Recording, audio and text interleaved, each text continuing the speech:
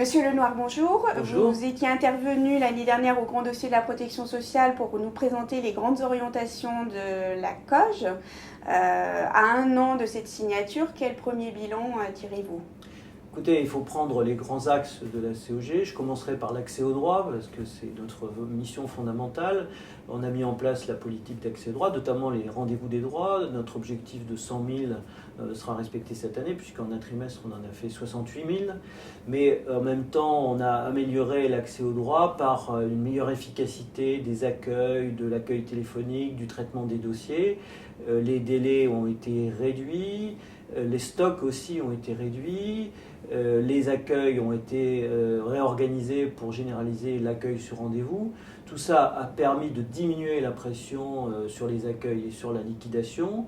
Et en même temps, c'est passé par des efforts de productivité, par les embauches et maintenant par les mutualisations. Donc il y a tout un travail qui est plus un travail de gestion pour que le back-office des caisses soit le plus opérationnel possible, alors que le nombre d'allocataires continue quand même à augmenter.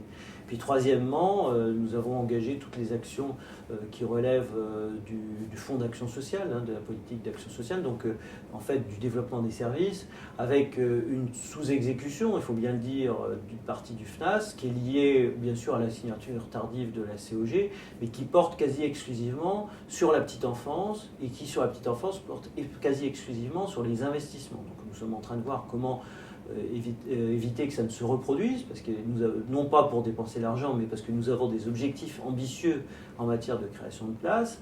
Sur tous les autres secteurs, les actions ont été engagées. Je pense notamment à un sujet qui a été difficile, qui était la mise en place de la réforme des rythmes éducatifs, pour lesquels nous avons adapté nos prestations dès cette rentrée pour répondre mieux aux besoins des municipalités et aux besoins des écoles et surtout aux besoins des enfants et des familles.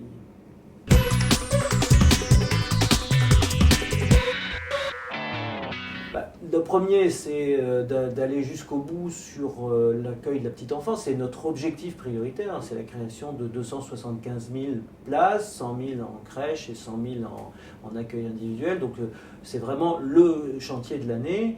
Bien sûr, il faudra continuer à adapter l'activité périscolaire et extrascolaire à la réforme des rythmes éducatifs. Donc on va assurer un suivi, il y a un espèce d'observatoire qui va se mettre en place.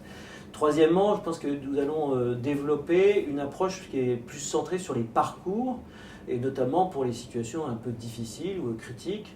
Je pense au passage dans la précarité. Donc, nous versons le RSA, donc les plus précaires sont dans nos accueils. Je pense que nous pouvons aller plus loin dans l'accompagnement des personnes, dans l'accès au droit bien sûr, mais aussi dans des accompagnements, dans l'accès au logement, dans l'accès à une meilleure alimentation par exemple. Enfin, il y a tout un travail social au sens propre du terme que nous pouvons développer vis-à-vis de ces publics précaires.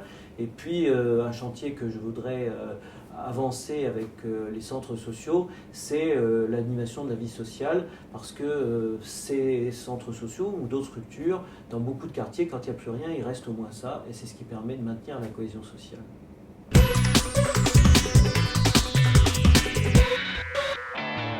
Réseau uni de caisses départementales.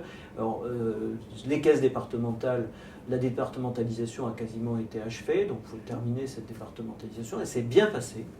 Et la maille départementale est la maille pertinente pour faire nos politiques, les adapter à chacun des territoires dans une logique de proximité. En même temps, ces caisses, elles appliquent les principes du service public, c'est-à-dire on verse les mêmes prestations, on développe la même politique d'action sociale sur tous les territoires, sur tous les départements, et on a des objectifs d'efficacité qui sont les mêmes partout. Alors ça passe pour l'efficacité par un développement des mutualisations régionales. Il ne s'agit en aucun cas de faire de la régionalisation, mais il s'agit de faire des mutualisations régionales de fonctions support, de fonctions de production, de fonctions d'expertise, et puis par un pilotage national auquel l'ensemble des caisses doivent participer, notamment les dirigeants des caisses, mais qui était aussi un pilotage national plus affirmé, que ce soit sur la gestion, mais aussi sur la mise en place des politiques. Je prends ce seul exemple, nous avons aujourd'hui un problème de sous-exécution du FNAS, et nous n'avons pas suffisamment d'outils de pilotage national du FNAS. Donc nous allons mettre en place des outils de pilotage national sur le FNAS et sur beaucoup d'autres sujets.